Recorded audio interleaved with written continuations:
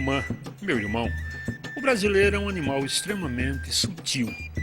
Vejam que, quando o assunto é arte ou cultura, e nós queremos depreciar, basta acrescentar o adjetivo popular. Ou seja, se é arte popular, não deve ocupar espaços nobres e o valor de mercado diminui.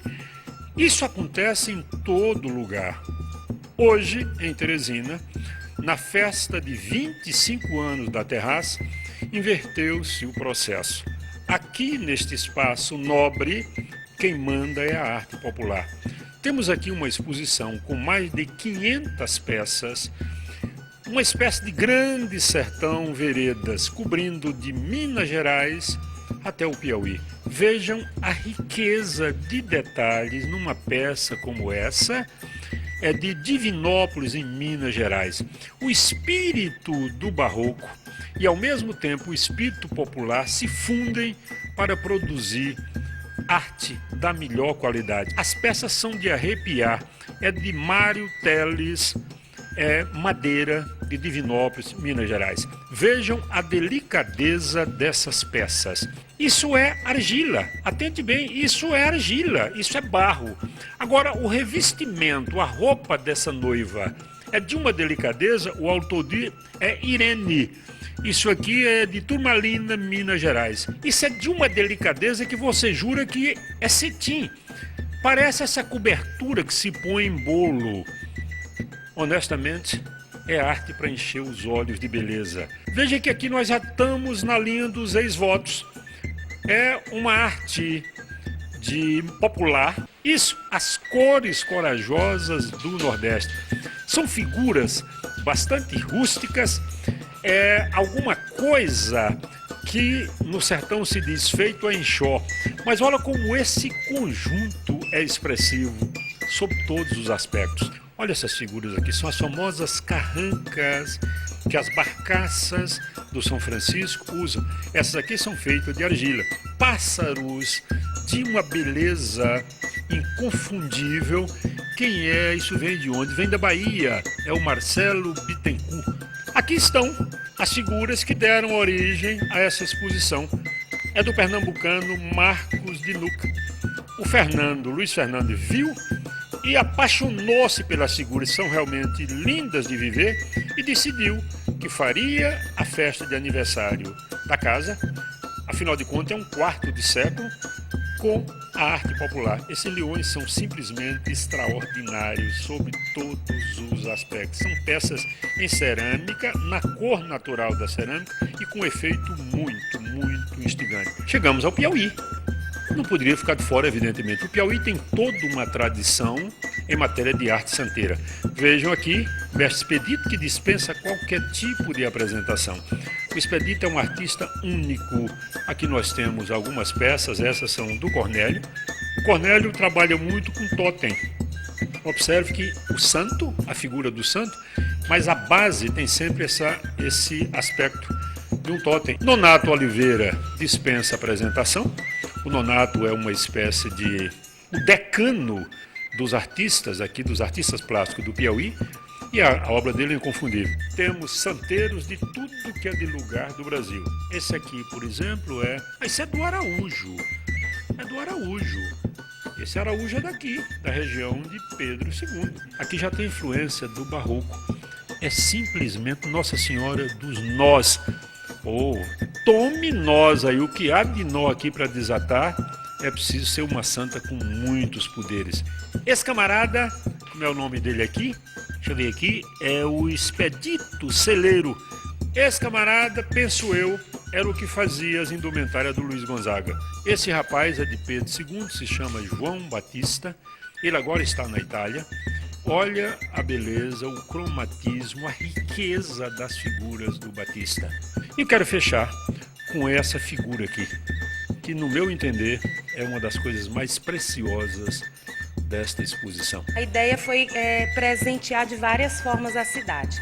Primeiro, trazendo esse material para cá. Segundo, também compartilhando com uma entidade todo o sucesso que essa empresa conquistou ao longo de 25 anos, que é fruto do respeito, do carinho, do cuidado que o Luiz Fernando tem com tudo aquilo que ele se propõe a fazer. Ele teve, então, a ideia de editar um livro que é um levantamento catalográfico de tudo aquilo que a gente tem no acervo, reuniu esse material, publicou um livro que ficou muito bacana. Muito bonito. Esse livro está sendo vendido aqui na loja e 100% do valor do livro vai ser convertido em benefício do Abrigo São Lucas. Minha irmã, meu irmão, vem visitar a loja. Vale a pena sim. Cuidado, não estou fazendo comercial da terraça, não sou papo para fazer isso, não.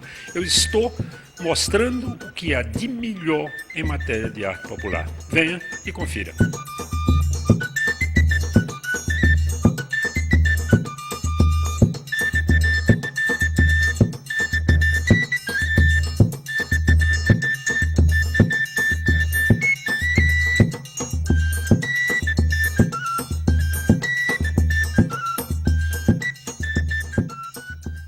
Vocês viram? Eu falei nordestino, mas na verdade é do Grande Sertão. Grande Sertão Veredas, começa em Minas e termina no sertão do Piauí, Pedro II mais especificamente. E vamos para o Cadeira na Calçada conversar com uma figura porque eu tenho um maior carinho, um maior apreço. É um historiador, professor, muito amigo, Marcos Vilhena. Chega aí, meu irmão querido. Bom dia. E aí, bom Se dia, abanca aí, a casa é sua. Obrigado. Bom, o Marco, eu tenho por ele um carinho, porque parece uma coisa que passa de mãe para filho. O Marcos é filho da Graça Vilhena. A Graça é nossa parceira, nossa amiga, uma extraordinária poeta. E o Marco, eu vou dizer só uma coisinha do Marcos. Ele é o autor de um livro chamado Voo de Ícaro, a mais bela biografia que já se escreveu no Piauí. Não estou falando do engenheiro Sampaio, não. Estou falando da mais bela biografia que alguém já escreveu sobre alguém no Piauí. Atesto e assino embaixo. E aí, Marcão? Como é que tá, meu irmão? Tudo bem, meu amigo. Você tá bem? Tudo tranquilo. Trabalhando muito? Muito. A gente tem que, professor, tem que trabalhar numa escola e arrumar mais duas para pagar imposto, né? Então a gente tem que... Gostei disso aí. Você trabalha numa que é para você tirar o de comer das crianças, não é? Isso, e duas você fica para pagar os impostos. Para pagar o governo. Então, Mas é de manhã até de noite, todo dia. É uma loucura. Mas o Marco está aqui, não por acaso. Eu queria trazer o Marco antes, conversei com a Graça. Infelizmente não tive oportunidade, mas agora ele chegou. Marco, me dá esse negócio aqui. Esse tijolo aqui, olha, isso é feito no Piauí. É preciso a gente ter o orgulho disso. Não estou nem falando ainda do conteúdo. Eu estou falando da beleza gráfica do livro do Marcos. O Marcos é professor, é pesquisador e vem realizando esse livro. Evidentemente, não foi um trabalho que o Marcos fez em 2 horas, em 3 dias. Isso aqui é um resumo da vida. Bom, aqui está o atestado da atividade do Marcos como professor de história. Ele resolveu contar uma história do Brasil, utilizou os recursos gráficos que nós dispomos no momento e fez um livro interessante em matéria de cores, cromatismo, diagramação.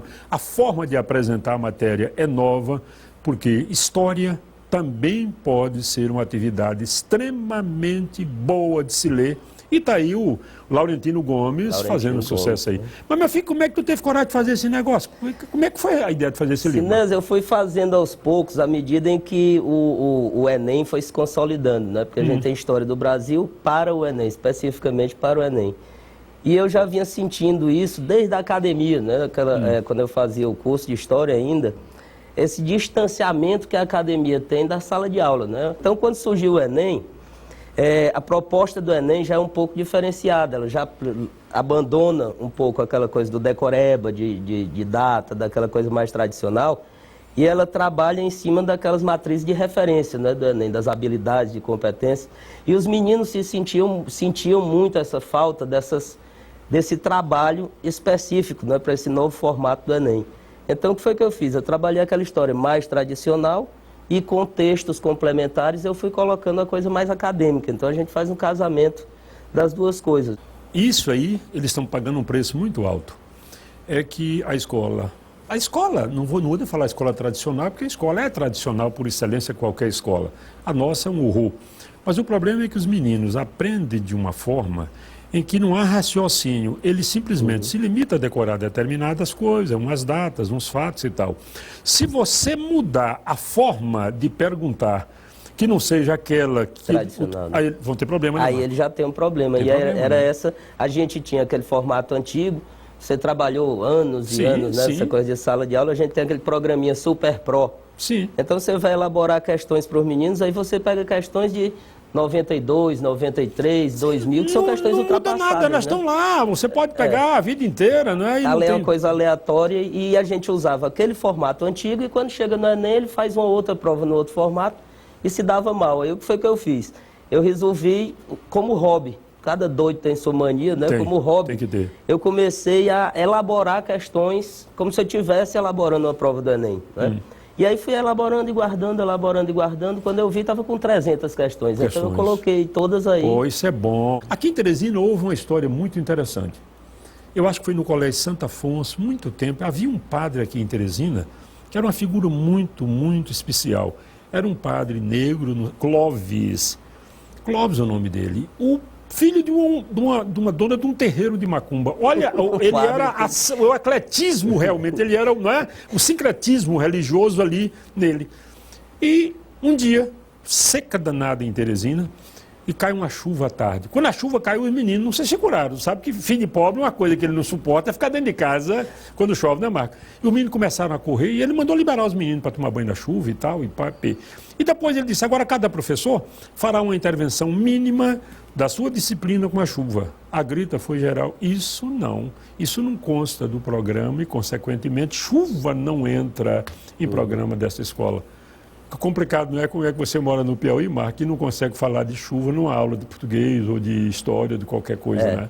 E bom, né, nessa região seca e tudo, você fala uma coisa, aí você tem que seguir aquele programa, aquela coisa muito, muito complicada. E até hoje ainda tem muita resistência, inclusive de professores que estão acostumados com aquele bizu, com aquela coisa, você tem que se adaptar, tem que estudar. Eu estava, na semana passada em São Hermanato, ministrando um curso para professores de uma escola de São Hermanato.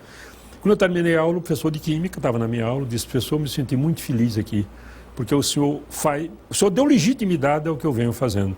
Os alunos me perguntam, às vezes, se eu sou professor de português ou de Química. Quando eu corrijo uma coisa que o aluno escreve errado, ele diz, mas não é essa área não, a sua área é Química. Se o trem estiver certo na Química, você não tem nada que se meter na história do português. E nem com história, e nem com literatura, e nem com filosofia, como se as disciplinas não dialogassem, não é, Marcos? E aí complica, né, meu irmão? Compartimentado. Eu tive esse problema muito também quando eu comecei no Dom Barreto, né, uns 16 anos atrás.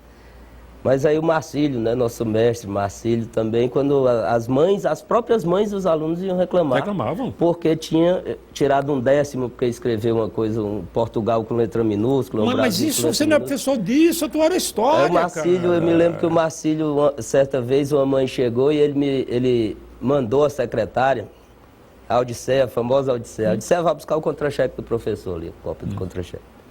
Aí mandou a mãe ler, lá estava escrito, né? Função professor. Ele disse, ó, aqui tem professor. Ele não é professor de história, nem de química, português, biologia. é professor. Eu passei por uma experiência no Dom Barreto também bem interessante.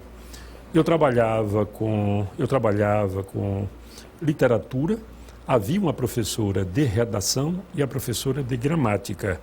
Essas disciplinas caminhavam uma para o norte, uma para o sul, outra para qualquer lugar. Né? No dia em que eu propus que nós fizéssemos uma prova única, ou seja, pegássemos um texto, me lembro do texto até, um texto lindo da Clarice Lispector sobre as formigas. Eu digo, olha, eu vou tirar as minhas questões daqui. E a senhora tira as suas daqui também. Você quer dizer, vamos trabalhar todo mundo a partir de uma matriz. A professora saltou lá fora, que ela tinha o roteiro dela, ou seja, o roteiro dela era aquele banco de questões que ela utilizava regularmente. Bem, meus filhos, está aqui um livro. Eu não li o livro do Marcos, ainda não.